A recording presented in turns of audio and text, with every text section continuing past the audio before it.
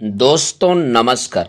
मैं नाथ सुनांचली कथा कहानी और उपन्यास के इस अंक के साथ पुनः हाजिर हूँ। दोस्तों, इस समय हम लोग सुन रहे हैं प्रेमचंद की लिखी हुई कुछ श्रेष्ठ कहानियों का वाचन। इस कड़ी में आज लीजिए सुनिए प्रेमचंद की लिखी हुई मानसरोवर भाग 3 से कहानी विश्वास का वाचन मेरे अर्थात नाथ सुनांचली के स्वर में। उन दिनों मिस जोशी बंबई सभ्य समाज की राधिका थी तो वह एक छोटी सी कन्या पाठशाला की अध्यापिका, पर उसका ठाट बाट मान सम्मान बड़ी बड़ी धनरानियों को भी लज्जित करता था। वह एक बड़े महल में रहती थी जो किसी जमाने में सतारा के महाराज का निवास स्थान था। वहां सारे दिन नगर के रईसों, राजों, राज कर्मचारियों का तांता लगा रहता था। वह सारे प्रांत के धन और कीर्ति के उपासकों की देवी थी। अगर किसी को खिताब का खप्त था तो वह मिस जोशी की खुशामद करता था। किसी को अपने या संबंधी के लिए कोई अच्छा ओहदा दिलाने की धुन थी तो वह मिस जोशी की आराधना करता था। सरकारी इमारतों के ठेके, नमक, शराब, अफीम आदि सरकारी चीज़ों के ठेके, लोहे, लकड़ी, कल पुर्जे आदि के ठेके सब मिस जोशी के ही हाथों में थे। जो कुछ करती थी वही करती थी, जो कुछ होता था उसी के हाथों होता था। जिस वक्त वह अपनी अरबी घोड़ों की फीटन पर सैर करने निकलती तो रईसों की सवारियां आप ही आप रास्ते से हट जाती थी। बड़े दुकानदार खड़े हो होकर सलाम करने लगते थे। वह रूपवती थी, लेकिन नगर में उससे बढ़कर रूपवती रमणिया भी थीं। वह सुशिक्षिता थी, वाक्य चतुर थी, गाने में निपुण, हंसती तो अनोखी छवि से, बोलती तो निराली छटा से, ताकती तो बाकी चितवन से। लेकिन इन गुणों में उसका एकाधिपत्य न था। उसकी प्रतिष्ठा, शक्ति और कीर्ति का कुछ और ही रहस्य था। सारा नगर ही नहीं, सारे प्रांत का बच्चा जानता था कि बंबई के गवर्नर मिस्टर जौहरी मिस जोशी के बिना दामों के गुलाम हैं। मिस जोशी की आंखों का इशारा उनके लिए नादिर शाही हुक्म है। वह थिएटरों में, दावतों में, जलसों में मिस जोशी के साथ साए की भांति रहते हैं और कभी कभी उनकी मोटर रात के सन्नाटे में मिस जोशी के मकान से निकलती हुई लोगों को दिखाई देती है। इस प्रेम में वासना की मात्रा अधिक है या भक्ति की, यह कोई नहीं जानता। लेकिन मिस्टर जौहरी विवाहित हैं और मिस जोशी विधवा, इसलिए जो लोग उनके प्रेम को कलुषित कहते हैं वे उन पर कोई अत्याचार नहीं करते। बंबई की व्यवस्थापिका सभा ने अनाज पर कर लगा दिया था और जनता की ओर से उसका विरोध करने के लिए एक विराट सभा हो रही थी।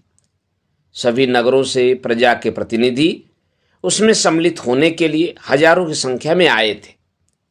मिस जोशी के विशाल भवन के सामने चौड़े मैदान में हरी भरी घास पर बंबई की जनता अपनी फरियाद सुनाने के लिए जमा थी। अभी तक सभापति न आए थे, इसलिए लोग बैठे गपशप कर रहे थे। कोई कर्मचारी पर आक्षेप करता था, कोई देश की स्थिति पर, कोई अपनी दीनता पर। अगर हम लोगों में अगड़ने का जरा भी सामर्थ्य होता तो मजाल थी कि यह कर लगा दिया जाता। अधिकारियों का घर से बाहर निकलना मुश्किल हो जाता। हमारा जरूरत से ज़्यादा सीधापन हमें अधिकारियों के हाथों का खिलौना बनाए हुए है। वे जानते हैं कि इन्हें जितना दबाते जाओ उतना दबते जाएंगे, सिर नहीं उठा सकते। सरकार ने भी उपद्रव की आशंका से सशस्त्र पुलिस बुला ली है। उस मैदान के चारों कोनों पर सिपाहियों के दल डेरा डाले पड़े थे। उनके अफसर घोड़ों पर सवार, हाथ में हंटर लिए, जनता के बीच में निशंक भाव से घोड़े दौड़ाते फिरते थे, मानो साफ मैदान है।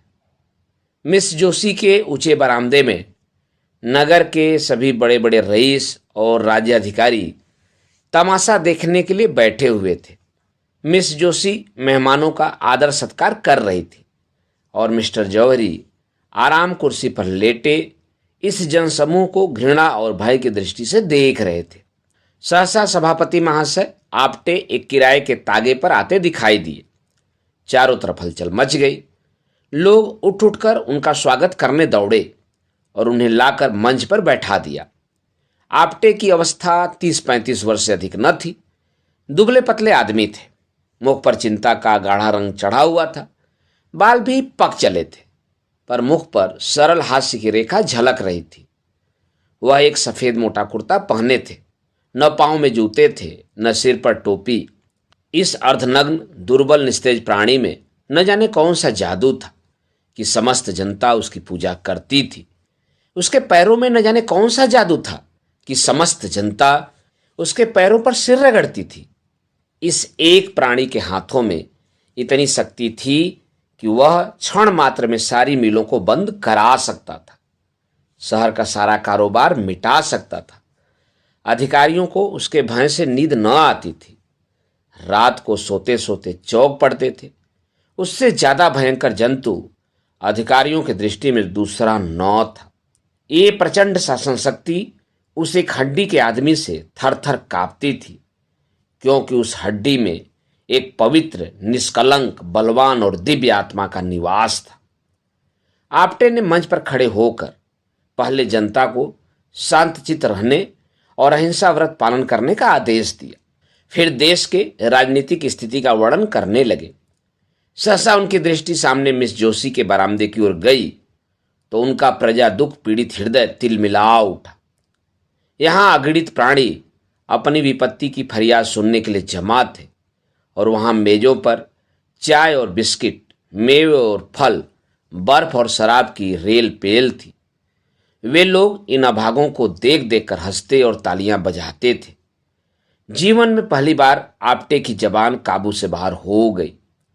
मेघ की भांति गरज कर बोले, इधर तो हमारे भाई बहन दाने दाने को मोहताज हो रहे हैं, उधर अनाज पर कर लगाया जा रहा है, केवल इसलिए कि राज कर्मचारियों के हलवे पूरी में कमी न हो।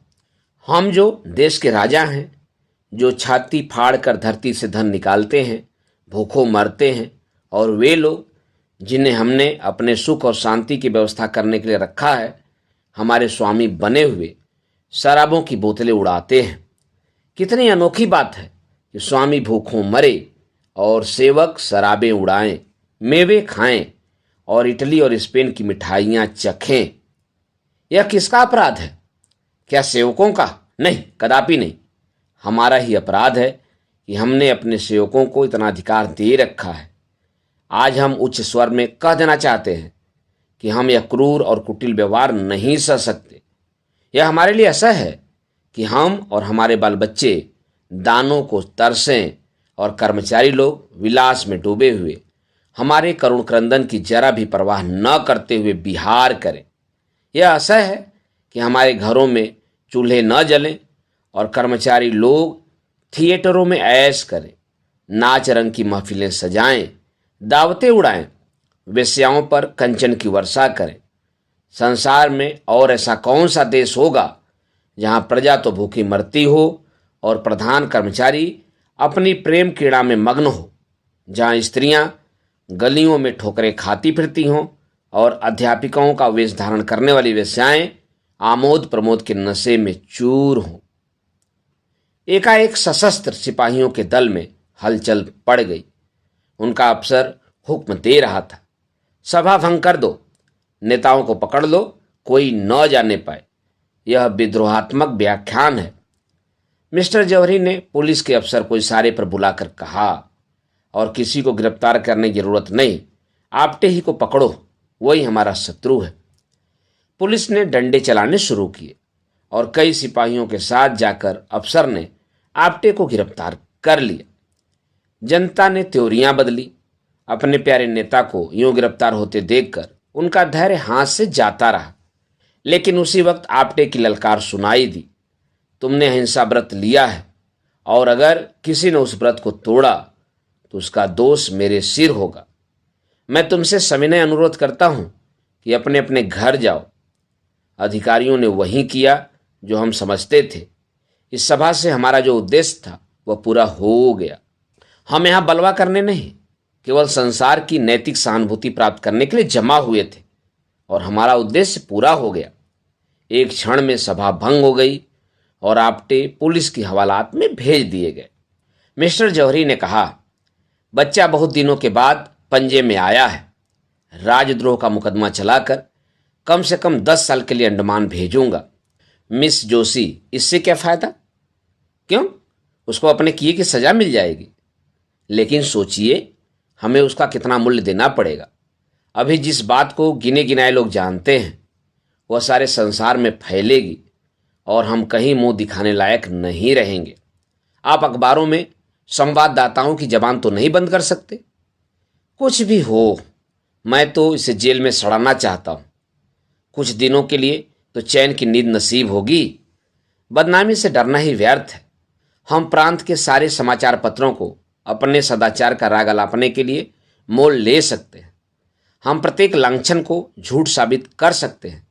आपटे पर मिथ्या दोषारोपण कर अपराध लगा सकते हैं। मैं इससे सहज उपाय बतला सकती हूँ। आप आपटे को मेरे हाथ में छोड़ दीजिए।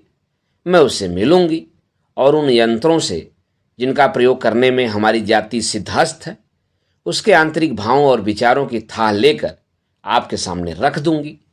मैं ऐसे प्रमाण खोज निकालना चाहती हूं जिनके उत्तर में उसे मुंह खोलने का साहस न हो और संसार की सहानुभूति उसके बदले हमारे साथ हो। चारों ओर से ही आवाज आए कि यह कपटी और धूर्त था और सरकार ने उसके साथ वही व्यवहार किया जो होना चाहिए। मुझे विश्वास है कि वह षड्यंत्रकारियों का मुखिया है और मैं इसे सिद्ध कर देना चाहती हूँ। मैं उसे जनता की दृष्टि में देवता नहीं बनाना चाहती हूँ, उसको राक्षस के रूप में दिखाना चाहती हूँ। ऐसा कोई पुरुष नहीं है जिस पर युवती अपनी मोहनी न डाल सके। अगर तुम्हें विश्वास है कि तुम यह काम पूरा कर दिखाओगी तो मुझे कोई आपत्ति नहीं है। मैं तो केवल उसे दंड देना चाहता हूँ। तो हुक्म दे दीजिए कि वह इसी वक्त छोड़ दिया जाए। जनता कहीं यह तो न समझेगी कि सरकार डर गई।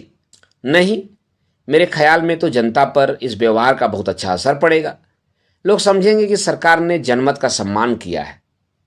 लेकिन तुम्हें उसके घर जाते लोग देखेंगे तो मन में क्या कहेंगे? नकाब डाल कर जाऊंगी, किसी को कानो कान खबर न होगी। मुझे तो अब भी भय है कि वह तुम्हें संदेह की दृष्टि से देखेगा और तुम्हारे पंजे में न आएगा। लेकिन तुम्हारी इच्छा है तो अजमा कर देख लो। यह कहकर मिस्टर जौहरी ने मिस जोशी को प्रेममय नेत्रों से देखा, हाथ मिलाया और चले गए। आकाश पर तारे निकले हुए थे। चैत की शीतल सुखद वायु चल रही थी। सामने के चौड़े मैदान में सन्नाटा छाया हुआ था। लेकिन मिस जोशी को ऐसा मालूम हुआ मानो आपटे मंच पर खड़ा बोल रहा है। उसकी शांत सौम्य विषादमय स्वरूप उसकी आंखों में समाया हुआ था। प्रातःकाल मिस जोशी अपने भवन से निकली, लेकिन उसके वस्त्र बहुत साधारण थे और आभूषण के नाम शरीर पर एक धागा भी न था। अलंकार विहीन होकर उसकी छवि स्वच्छ जल की भांति और भी निखर गई। उसने सड़क पर आकर एक तागा लिया और चली। आपटे का मकान गरीबों के एक दूर के मोहल्ले में था। तांगे वाला मकान का पता जानता था, कोई दिक्कत न हुई। मिस जोशी जब मकान के द्वार पर पहुंची तो न जाने क्यों उसका दिल धड़क रहा था। उसने कांपते हुए हाथों से कुंडी खटखटाई। एक अधेड़ औरत निकलकर द्वार खोल दी। मिस जोशी उस घर की सादगी देखकर दंग रह गई। एक किनारे चारपाई पड़ी हुई थी। एक टूटी अलमारी में कुछ किताबें चुनी हुई थी। फर्श पर लिखने का डेस्क था। एक और रस्सी की अलगनी पर कपड़े लटक रहे थे। कमरे के दूसरे हिस्से में एक लोहे का चूल्हा था और खाने के बर्तन पड़े हुए थे। एक लंबा तगड़ा आदमी जो उसी अधेड़ औरत का पति था, बैठा एक टूटे हुए ताले की मरम्मत कर रहा था और एक 5-6 वर्ष का तेजस्वी बालक आपटे की पीठ पर चढ़ने के लिए उनके गले में हाथ डाल रहा था। आपटे इसी लोहार के साथ उसी घर में रहते थे। समाचार पत्रों में लिख लिखकर जो कुछ मिलता उसे दे देते और इस भांति गृह प्रबंध की चिंताओं से छुट्टी पाकर जीवन व्यतीत करते थे। मिस जोशी को देखकर आपटे जरा चौंके, फिर खड़े होकर उनका स्वागत किया और सोचने लगे कि कहाँ बैठा हूं। अपनी दरिद्रता पर आज उन्हें जितनी लाज आई उतनी और कभी न आई थी। मिस जोशी उनका असमंजस देखकर चारपाई पर बैठ गई और जरा रुखाई से बोली, मैं बिना बुलाए आपके यहाँ आने के लिए क्षमा मांगती हूँ, किंतु काम ऐसा जरूरी था कि मेरे आए बिना पूरा न हो सकता था। क्या मैं 1 मिनट के लिए आपसे एकांत में मिल सकती हूँ? आपटे ने जगन्नाथ की ओर देखकर कमरे से बाहर चले जाने का इशारा किया। उसकी स्त्री भी बाहर चली गई। केवल बालक रह गया। वह मिस जोशी की ओर बार बार उत्सुक आंखों से देखता था, मानो पूछ रहा हो कि तुम आपटे दादा की कौन हो। मिस जोशी ने चारपाई से उतरकर जमीन पर बैठते हुए कहा, आप कुछ अनुमान कर सकते हैं कि इस वक्त मैं क्यों आई हूं? आपटे ने झेपते हुए कहा, आपकी कृपा के सिवा और क्या कारण हो सकता है? मिस जोशी, नहीं, संसार इतना उदार नहीं हुआ है कि आप जिसे गालियां दें वह आपको धन्यवाद दे। आपको याद है कि कल आपने अपने व्याख्यान में मुझ पर क्या क्या आक्षेप किए थे?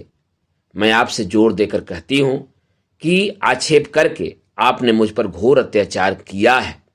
आप जैसे सहृदय सिलवान विद्वान आदमी से मुझे ऐसी आशा न थी। मैं अबला हूं, मेरी रक्षा करने वाला कोई नहीं है।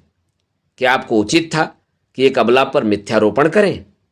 अगर मैं पुरुष होती तो आपसे ड्यूल खेलने का आग्रह करती। अबला हूं, इसलिए आपकी सज्जनता को स्पर्श करना ही मेरे हाथ में है। आपने मुझ पर जो लांछन लगाए हैं वे सर्वथा निर्मूल हैं। आपटे ने दृढ़ता से कहा, अनुमान तो बाहरी प्रमाणों से ही किया जाता है। मिस जोशी, बाहरी प्रमाणों से आप किसी के अंतःस्थल की बात नहीं जान सकते।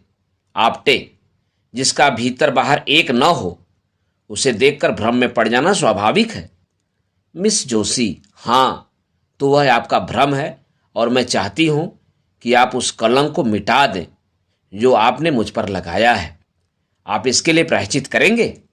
आपटे, अगर न करूं तो मुझसे बड़ा दुरात्मा संसार में न होगा। मिस जोशी, आप मुझ पर विश्वास करते हैं? आपटे, मैंने आज तक किसी रमणी पर विश्वास नहीं किया। मिस जोशी, क्या आपको यह संदेह हो रहा है कि मैं आपके साथ कौशल कर रही हूं?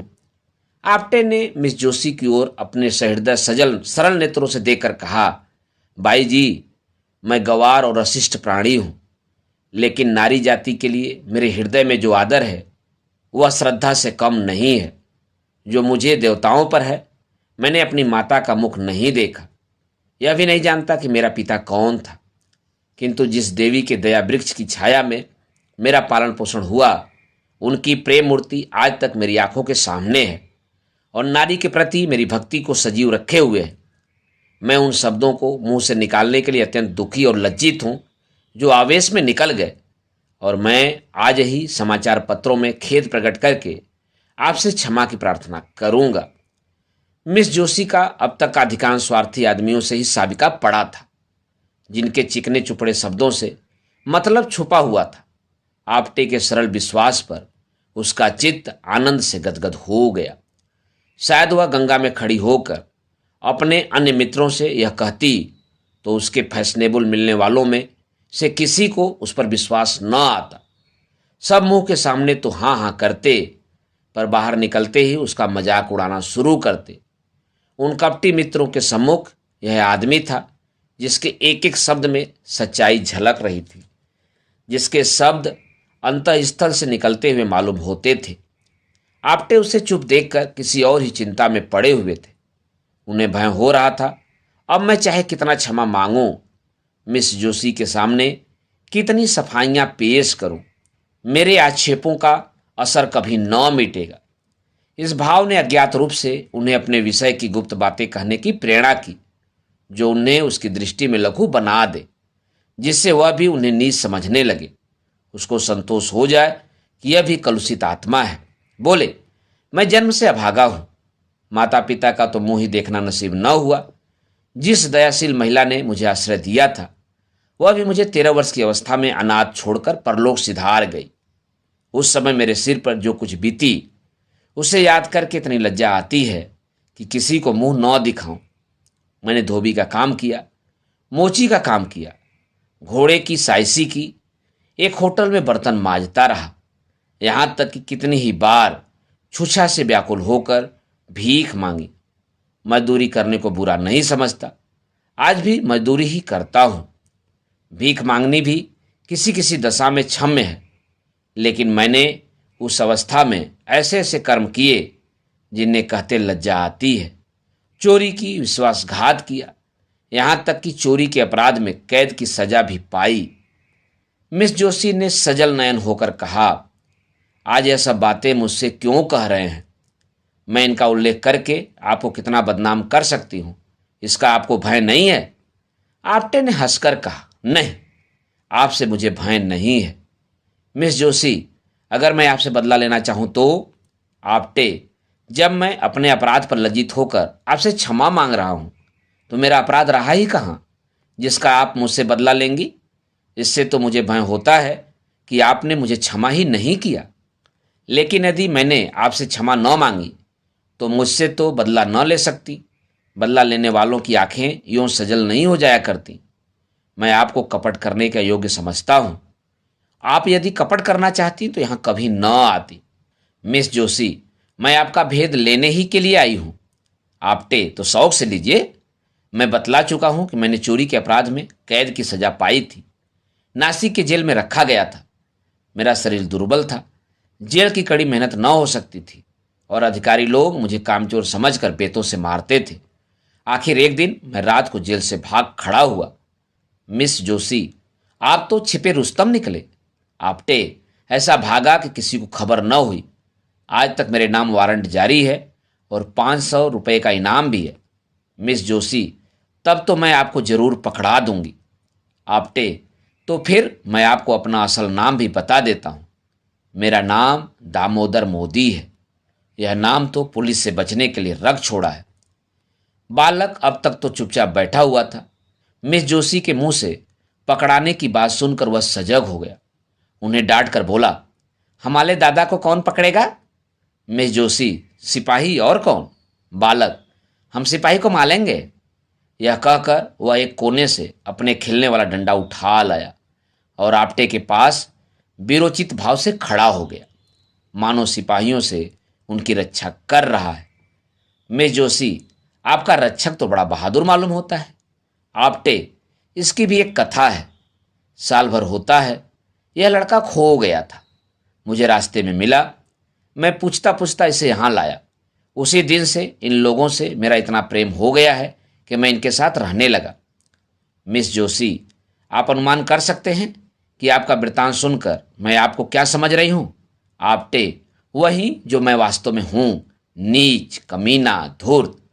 मिस जोशी, नहीं, आप मुझ पर फिर अन्याय कर रहे हैं। पहला अन्याय तो क्षमा कर सकती हूँ, यह अन्याय क्षमा नहीं कर सकती। इतनी प्रतिकूल दशाओं में पड़कर भी जिसका हृदय इतना पवित्र, इतना निष्कपट, इतना सहृदय हो, वह आदमी नहीं देवता है। भगवान, आपने मुझ पर जो आक्षेप किए वह सत्य है। मैं आपके अनुमान से कहीं अधिक भ्रष्ट हूँ। मैं इस योग्य भी नहीं हूँ कि आपकी ओर ताक सकूं।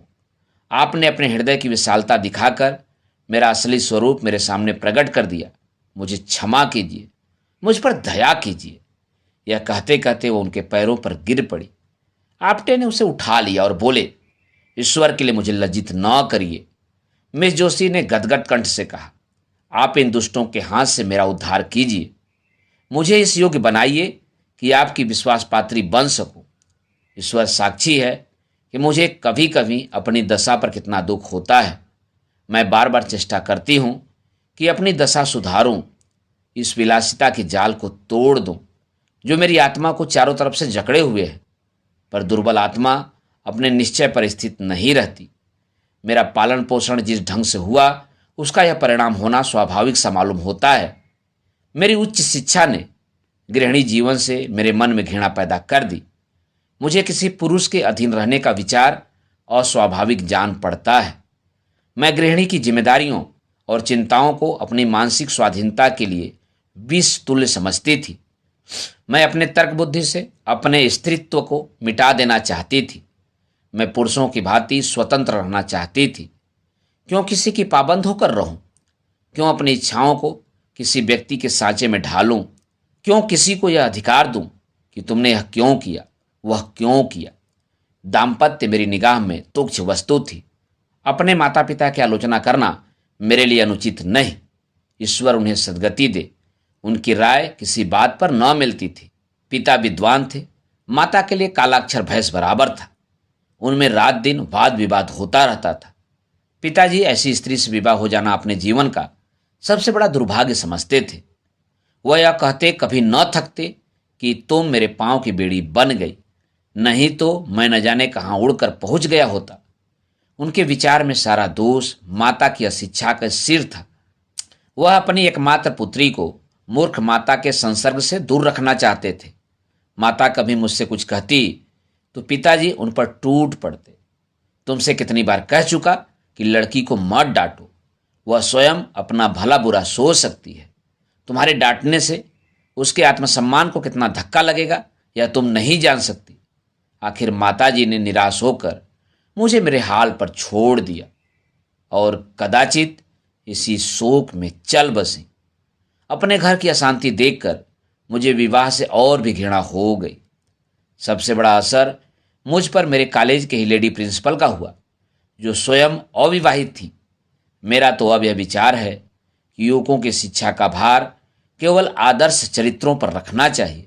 विलास में रत कॉलेज के शौकीन प्रोफेसर विद्यार्थियों पर कोई अच्छा असर नहीं डाल सकते। मैं इस वक्त ऐसी बात आपसे कह रही हूं, पर अभी घर जाकर यह सब भूल जाऊंगी। मैं जिस संसार में हूं उसकी जलवायु ही दूषित है। वहां सभी मुझे कीचड़ में लथपथ देखना चाहते हैं। मेरे विलास युक्त रहने में ही उनका स्वार्थ है। आप वह पहले आदमी हैं जिसने मुझ पर विश्वास किया है, जिसने मुझसे निष्कपट व्यवहार किया है। ईश्वर के लिए अब मुझे भूल न जाइएगा।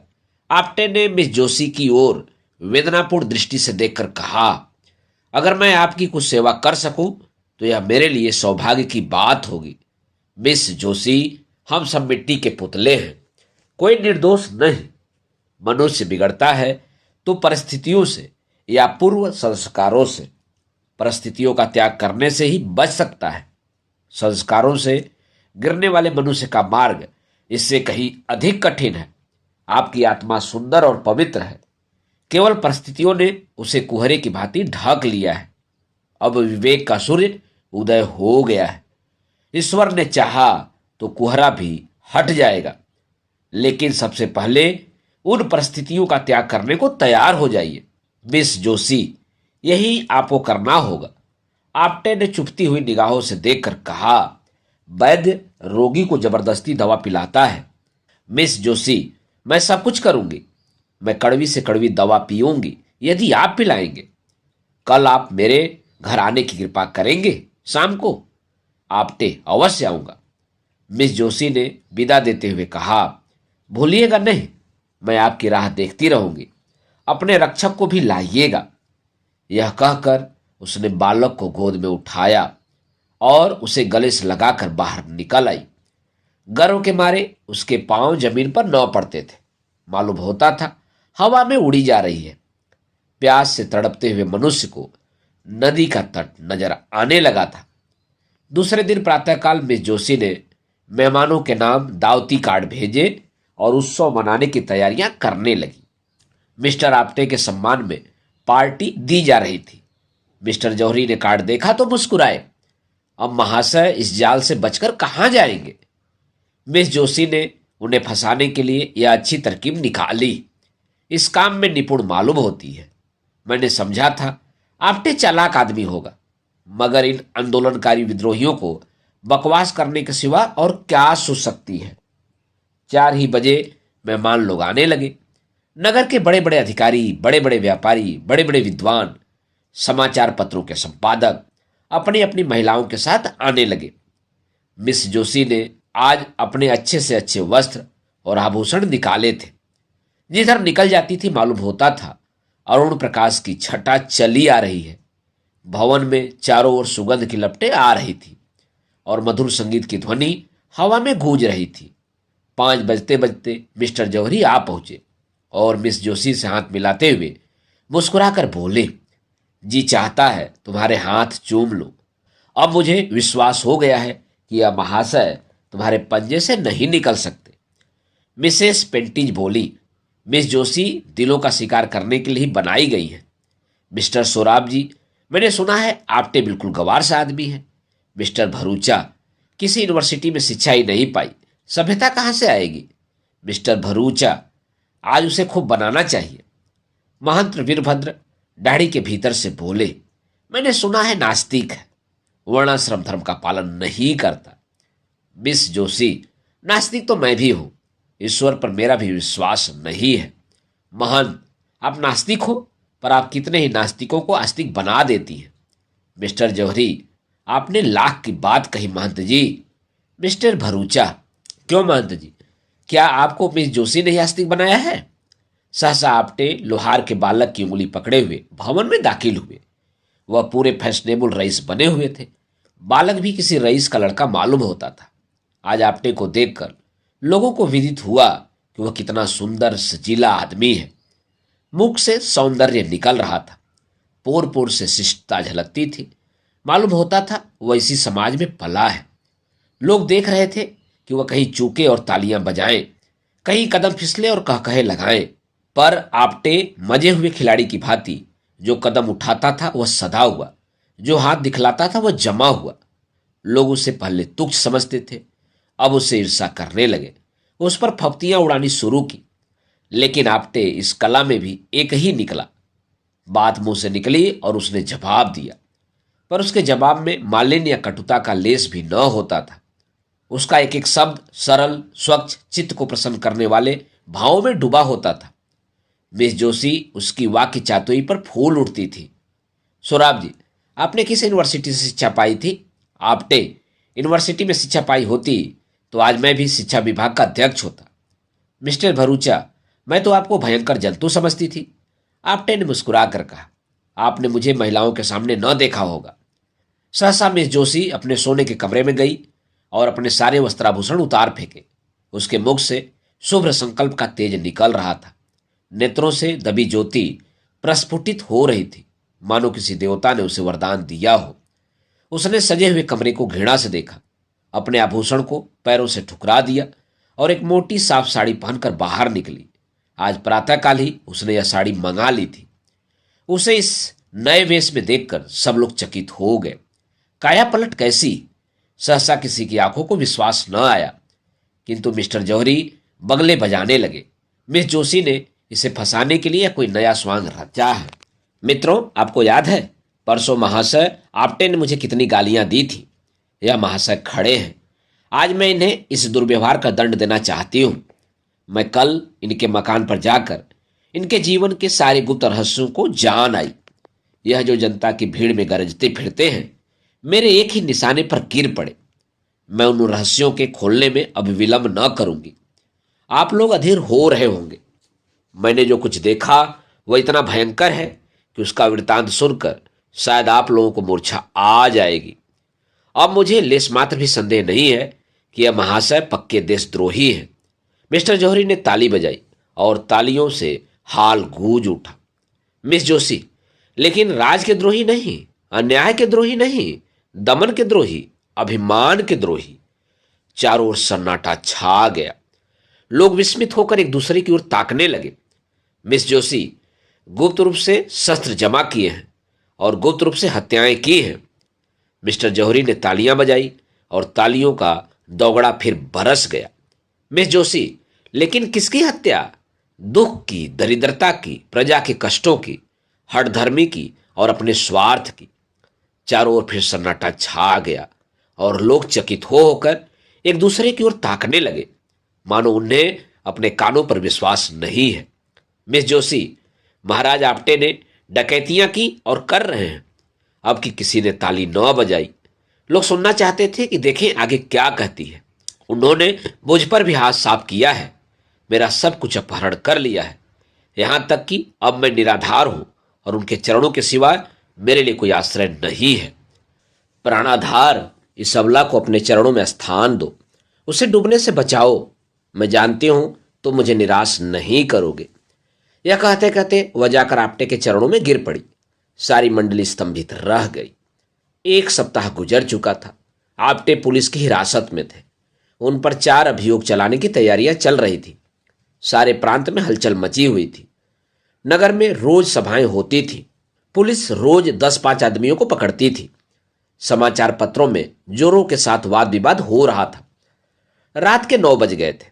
मिस्टर जौहरी राजभवन में मेज पर बैठे हुए सोच रहे थे कि मिस जोशी को क्यों कर वापस लाएं।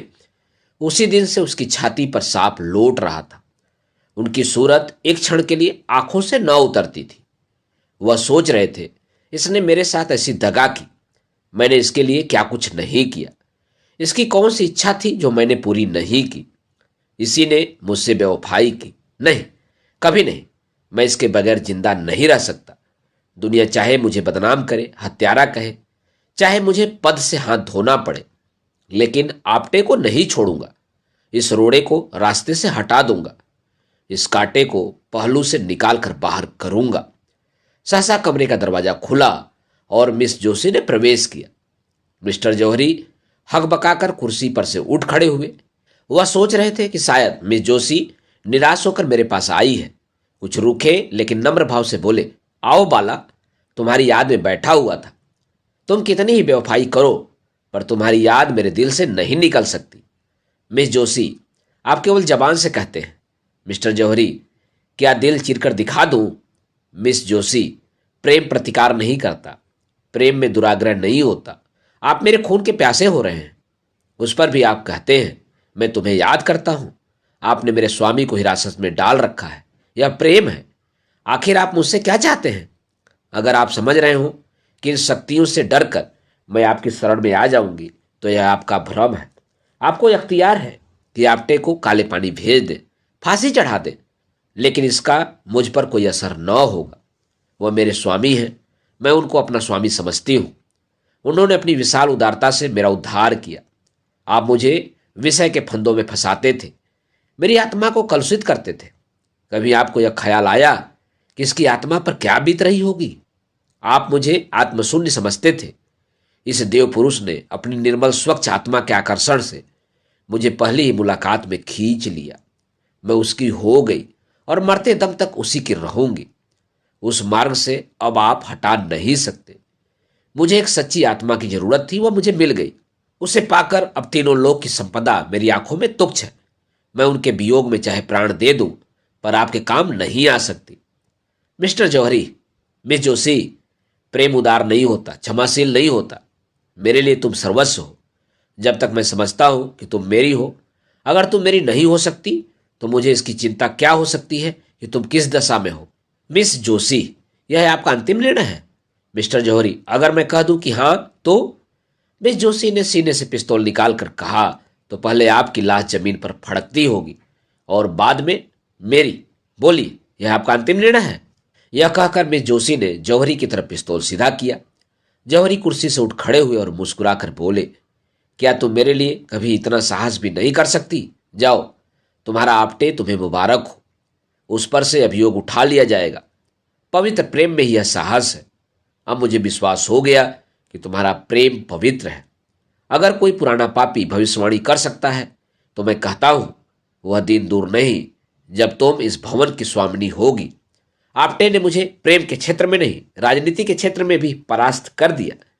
सच्चा आदमी एक मुलाकात में ही जीवन बदल सकता है, आत्मा को जगा सकता है और अज्ञान को मिटाकर प्रकाश की ज्योति फैला सकता है। यह आज सिद्ध हो गया। दोस्तों, अभी आप सुन रहे थे प्रेमचंद की लिखी हुई मानसरोवर भाग 3 से कहानी विश्वास का वाचन मेरे अर्थात नाथ सोनांचली के स्वर में। दोस्तों, और भी किसी कहानी और उपन्यास सुनने के लिए आप मेरे साथ कथा कहानी और उपन्यास के साथ जुड़े रहें। धन्यवाद। नमस्कार।